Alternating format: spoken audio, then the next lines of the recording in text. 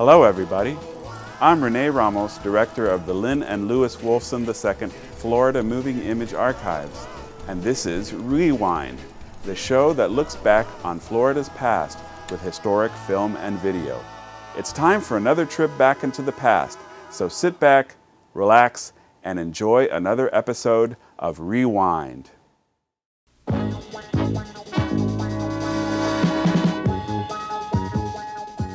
How can you get goods and services without spending money? Well, the way they did in the good old days. You trade. And who really runs America? According to this state Supreme Court judge, the real power is in the courts. This is Montage. Hello, I'm Joe Averill. Here's a headline for you. A dinosaur has been found alive and thriving. It was rediscovered by the business communities of America. It's the practice of bartering, trading goods and services.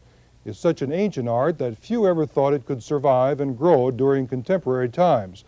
But as Ed Odell shows you in this report, businesses have found that barter is as good as money in the pocket during this difficult economic time.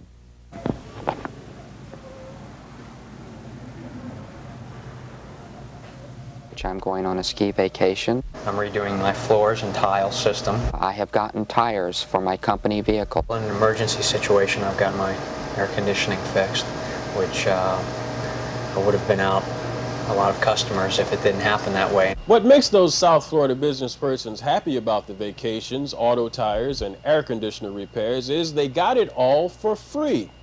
Well, kind of. The fact is, they didn't have to pay cash for the goods and services. They traded or bartered for them. Barter works on a simple primary principle: surplus stocks. In simpler times during our nation's history, a farmer, for instance, would grow his crop, keep enough to feed his family, sell as much as he could, then trade the surplus for goods and services from other businessmen. But, you say, in these complex times, it's hard to find a dentist who will accept a bushel of corn on account. Or is it?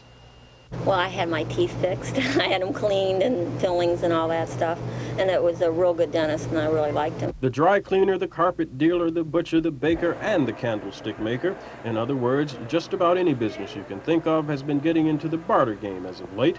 Barter is a high-traction business maneuvering an inflation-drenched course. At least so says the press on this 1980s forum of an ancient practice. And so far, bartering business persons echo the hype. Basically, the real advantage at this time is the cash flow savings. No cash is exchanged, and just the trade units are used, which conserves the cash flow, which is desperately needed at this time, for me anyway. It opens a whole new field of customers for me that I would have never been able to receive if it had not have been for barter referring them to me. Good afternoon, Barter Systems. This Barter Systems office in Hollywood acts as a middleman for a group of businesses trading among each other in the Broward area. However, establishments under the umbrella of Barter Systems, Inc. can also trade nationwide among 30,000 members in 65 franchise cities in 41 states. In size, Barter Systems, Inc. ranks number 1 out of 207 similarly structured barter middlemen, and in 1981 is doing an over $200 million year in trade brokerage. And when you go, be sure to identify yourself as a Barter Systems member, Dave. Is bartering as good as using cash? No, it's supposed to be better. Unlike normal credit card transactions where you promise to pay later with cash, using this Barter Systems Incorporated plastic means the user promises to pay later in merchandise. And here's the big catch: he's already bought that merchandise at its wholesale price, which is much lower than the retail value he will get for it in a trade. Here's how it works. With Barter Systems, Inc. in the middle acting as a credit bank, a credit is worth $1. The carpet dealer, for instance, has traded enough carpets in the past to now have enough credits in his account to buy a $5,600 company car. Once the deal is made, the car dealer's account is credited with 5,600 credits, and that amount is subtracted from the carpet dealer. But that $5,600 includes a profit for the car dealer because when he originally purchased the car, he only paid the wholesale price, say $4,000.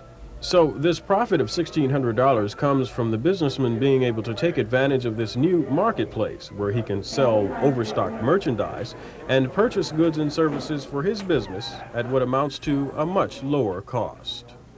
We leased the Toyota to the bartering systems themselves, and they in turn gave us credits towards, for example, we used it in our paying for our holiday party through the catering people and the prizes that we used. Bill Weber and his wife bought this Fort Lauderdale franchise for $65,000 a year ago after owning the Pittsburgh, Pennsylvania franchise for 3 years. He investigated bartering after the construction industry in that steel town hit the skids and found bartering to be an economic foul-weather friend. Are all of your members satisfied? No, I don't think in any business you can have everybody satisfied. I would say, however, that 95% of them are satisfied. Here's a man who says he makes more friends than money in the barter game. Mr. Barter in South Florida, Bob DeChone, owner of Broadcast Barter Bureau. While trade members of other organizations think bartering will get prospective new customers in their shops, it's guaranteed when using DeChone's talents. Broadcast Barter Bureau is an advertising agency trading surplus advertising space in newspapers, magazines, and on radio and TV for clients with surplus inventory to trade and advertising on their minds. In the case of a radio station, time it trades to a stereo shop can sometimes make a difference to the listening public. We have a load of the latest state-of-the-art car stereo systems from Sony, so you know they're the top of the line, and you know we're going to give them all away. In contrast to the strictly middleman approach of barter brokerages like Barter Systems, barter houses like Broadcast Barter depends on a wheeler-dealer like DeChone to set up ad campaigns nationwide. DeChone's advertising agency sometimes resembles a reservations office, as you can find his staff doing everything from setting up cruises for media personnel to making lunch plans for a client. Here again, don't pay for it, trade for it. So with all this goods and services trading going on, how does the barter broker make his buck, you might ask? As you probably have guessed already, there are a lot of places that don't barter. Telephone and power companies, grocery stores and such, and salaries must be paid in legal tender. Well, in the case of Barter Systems, membership initiation fees and yearly dues create cash flow, while a commission on each trade brings in a profit. That commission profit, however, comes in the form of a credit, not a dollar. But in the case of DeChone's Broadcast Barter Bureau, he simply reverts to an age-old practice to bring in the cash flow, retail sales. But when we trade something to a radio or television station on behalf of one of our clients, there is a fee or there is a commission in there that is ours. If it be media commission, then what we do is we bank the media commission for future usage, or if it be a merchandise commission, then we, under some conditions, are allowed to retail it to the consumer without becoming a direct competitor of our client. What items can't be used in the barter game? Well, the answer to that is very few, if any. The task remaining for viable barter groups is to find a way to include the non-business owning public. Then those of us who have a garage full of antique bric-a-brac might be able to make a one-on-one trade for a garage full of modern bric-a-brac. Businesses like Barter Systems Incorporated are regulated under federal banking laws, but the industry is growing at such a pace that soon these barter middlemen may have regulations of their own. By the way, it's reported that studies have shown that businesses that barter are some of the most dependable taxpayers.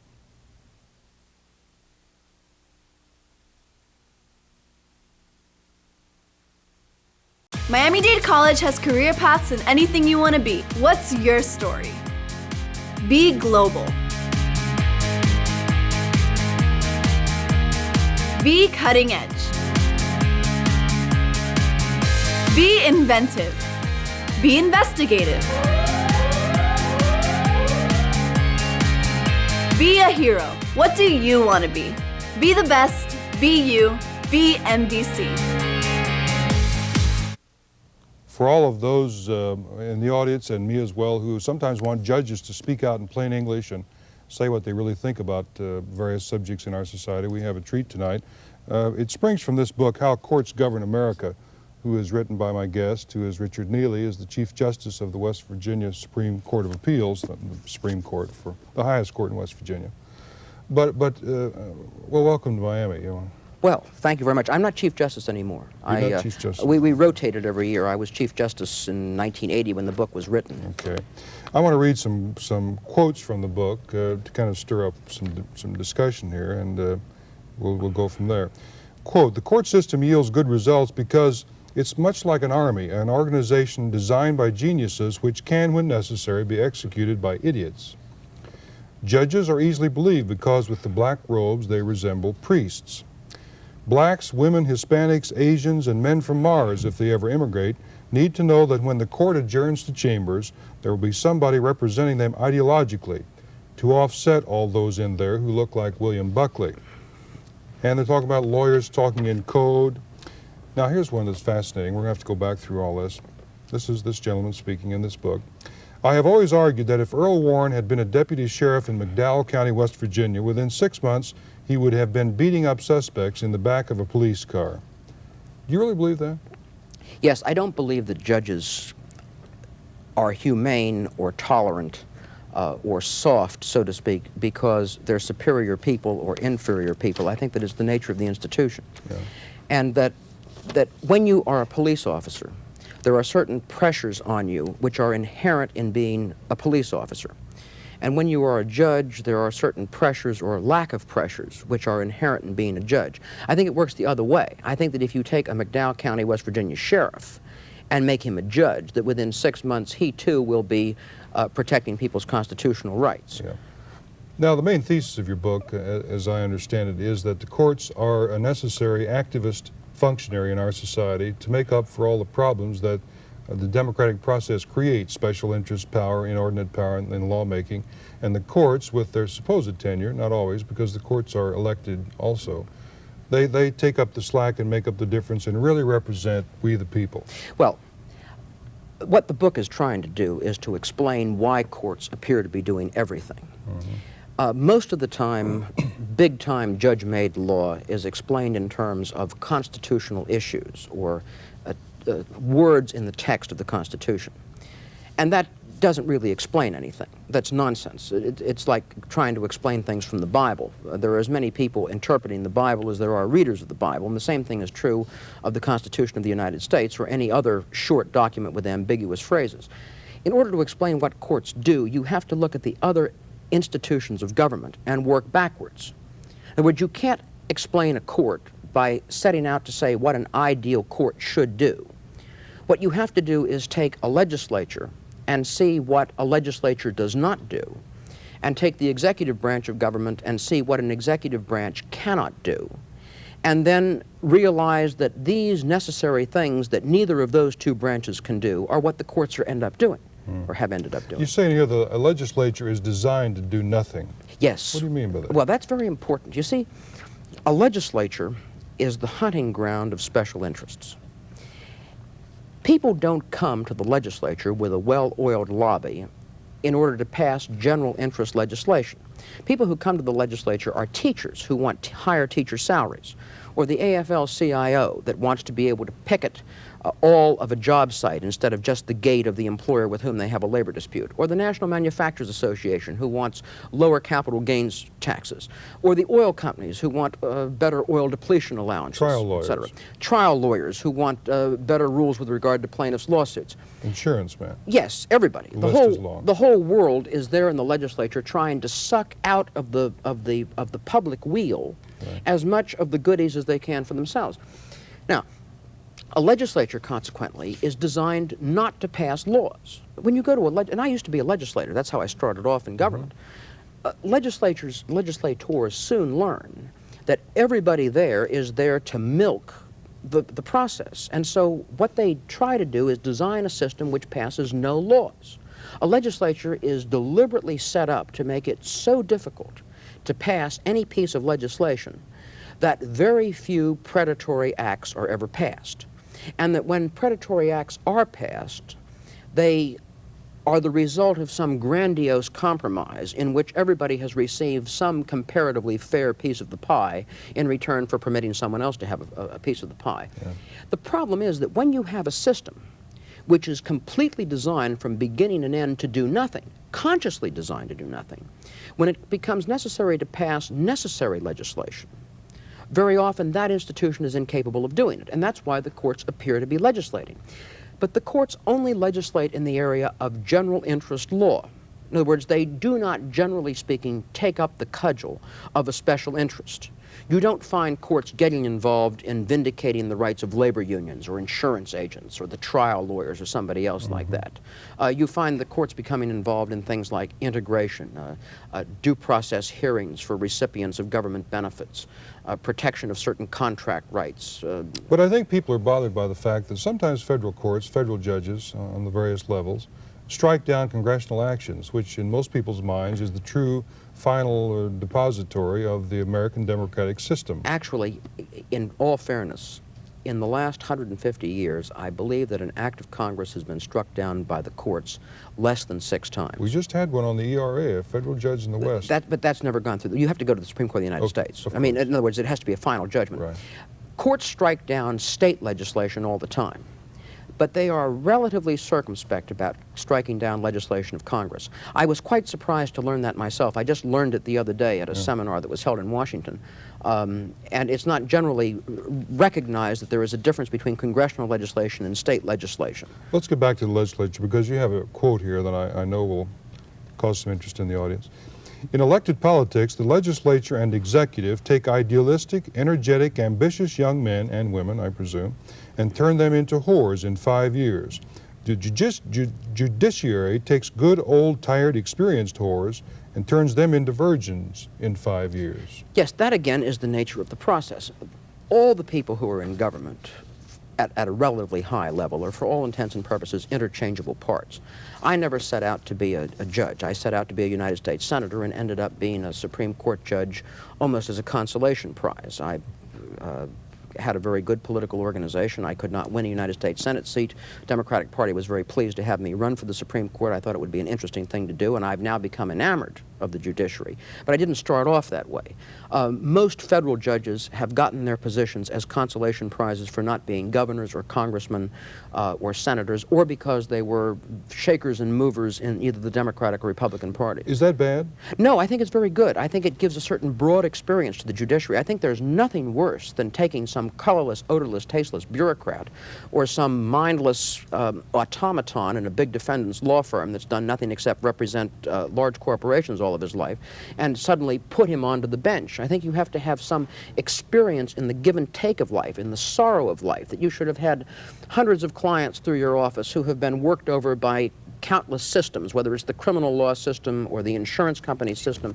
Who really understands what's going on in America. A judge should really have a feeling for what's going on the ground. Right. But judges are not usually on a judge career path. They become judges having been on some other career path. And what makes them good is the nature of the institution. If you take me out of being a judge and put me someplace like the United States Senate, I will within 6 months begin to act that way. I will wheel, deal, trade, bargain, compromise, etc. But I don't do it as a judge because the institution doesn't require it. And you become a laughing stock if you trade or if you negotiate as a judge. What do you say to people who now feel that you're very cynical and also very glib and are asking themselves, well, who is this guy? He's a part of the system. Why you? Why are you saying these rather remarkable things? They may be remarkable, but they're not cynical.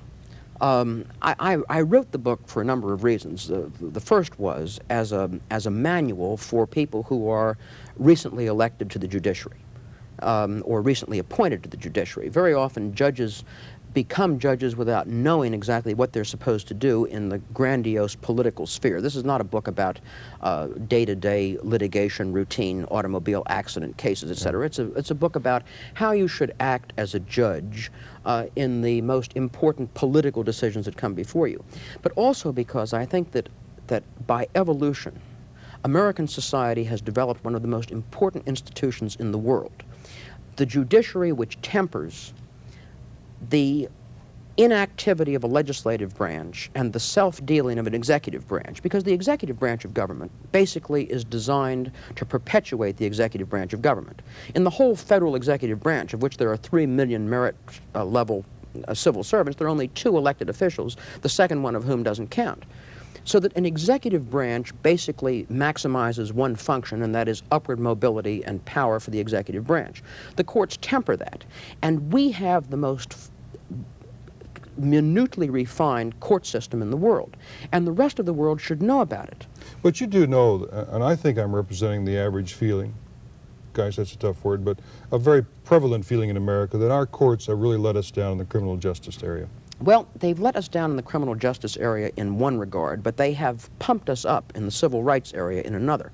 When you were a kid, Joe, traveling around this country, say in a 1948 Ford with the fenders tied on with baling wire, and you came afoul of the criminal law in some small town in Mississippi or in Vermont or someplace, your life wasn't worth a plug nickel. And I think a lot of our viewers have had the same experience, that when you come up against the criminal justice system today, you do have a large number of real procedural safeguards. 20 years ago, you were nothing but meat on the way to dressing and processing if you didn't have a lawyer and money and family and friends. I mean, you were knocked around in a jail, you were put in terribly dangerous accommodations. Of course, that still exists in Florida. But there's a great feeling that that pendulum has gone too far the other way, and to the exclusion of common sense, which you say is a very important ingredient in any process. That's why I devoted the entire chapter in the book to the criminal law. I think that there are now other ways of accomplishing what we have accomplished through the exclusionary rule, by fines and other systems of sanctions against the authorities of the executive branch. I realize that you have much more of a problem in Florida than we have in West Virginia. We have the lowest crime rate in America. Yeah. Here in Miami, I understand that your likelihood of being murdered exceeds your likelihood of either dying of cancer or an automobile accident. I don't know if that's the exact, but it's certainly higher than West Virginia. Yes. Well, I mean, obviously, when you have that kind of a system, you have to begin to rethink where you want to place the balance. But you know, the abscam convictions, they really have dismayed a large number of people who, and the guy who masterminded that, the con man, has said in his book that he could buy 1/3 of the U.S. Congress within a week. Do you believe that? No. No. In all of the days that I was in the West Virginia legislature, I never saw or heard of anyone taking a bribe. But you know it goes on, though. I'm not so sure. Really? I think that there are states, and it may be these great states like Florida, Maryland, places where there's a lot of building and economic activity and hundreds of millions of dollars changing hands. I can't speak for your state. Certainly, when you have a drug industry in this state, that illegal drug industry that dwarfs both tourism and agriculture. Right. Obviously, a great deal of money is changing hands, and maybe indeed under those circumstances you can buy people. But I find that remarkably enough, the people in government are far more honest than they're given credit for. You are much more liable to find a cop on the beat or a clerk in a municipal office taking a bribe than you are a congressman or a senator or a member of state legislature. In fact, legislators, and particularly state legislators who don't get paid a great deal of money, work enormously long hours. They get called in the middle of the night, they have to go to meetings, they have to do this, do that, and they really get very little out of it except constant frustration and harassment, which is why large numbers of them resign. In fact, count the number of lawyer legislators that you have in Florida. Florida has one of the lowest percentages of lawyers in its legislature of any state in the Union. And the reason is that lawyers don't run anymore, and the reason that they don't run anymore is because people have become so negative and so ungrateful for that service that they can't afford it. They just don't think it's worthwhile. Well, but according to your thesis, though, that service, as you put it, is usually grounded in selfish interest for a particular lawyer or a particular insurance man or whoever. I don't know that that's actually true. Johns Hopkins did a study of the West Virginia legislature when I was there. And the sociologist who did it concluded that the majority of people who went to the West Virginia legislature actually went to expand their social horizons and to expand their intellect, to do something that was interesting. Yeah. That was the primary motivation. And then he listed various other motivations that I can't remember. But it's strange. I think that most people who go into politics actually go in with the idea of helping their fellow man, particularly big-time politics. And you can tell that if you look at the level of courtesy that you receive in any elected official's office, that there really is a desire on the part of those people to do something for you, to make life a little bit better for you. It doesn't always work, but I'm not at all cynical about that. Let me show the book again. It's a fascinating book. How Courts Govern America by Richard Neely. of the West Virginia Supreme Court. Thanks very much. Thank Judge. you, Joe. I've really enjoyed it. Enjoyed having you. Great being with you. We'll be right back. Miami-Dade College has career paths in anything you want to be. What's your story? Be global. Be cutting edge. Be inventive. Be investigative. Be a hero. What do you want to be? Be the best. Be you. Be MDC. Modern medicine may seem to be a miracle with many new treatments and cures for previously untreatable diseases. But sometimes these new procedures involve difficult and heartbreaking problems. For example, take the case of a 2-year-old Miami girl suffering from a rare and usually fatal liver disease. Her one hope is a liver transplant, but before that can happen, a suitable liver must be found. And unfortunately, in order for her to live, another child somewhere, someplace, will have to have died. See this touching story next week on Montage. And that's our montage for this week. I'm Joe Averill.